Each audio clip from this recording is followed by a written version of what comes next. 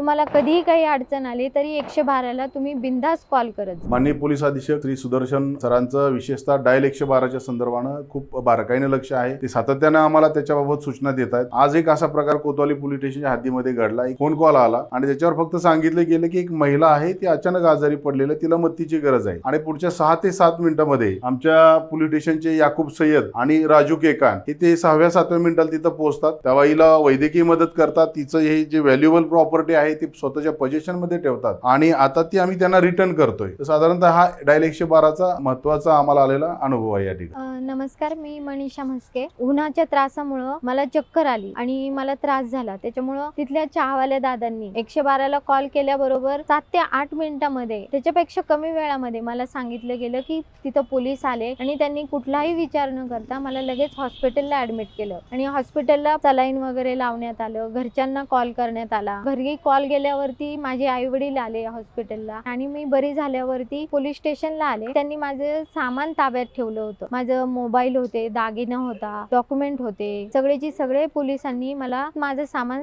जसंच्या तसं मला परत केलं। कोतवाली पोलीस ठाण्याचे PI गायकवाड साहेब, पाटील साहेब, केकान दादा, खराडी दादा आणि सय्यद दादा यांचे मी मनापासून आभार मानते। माझ्या आयुष्यातला 112चा खरा आलेला अनुभव आहे।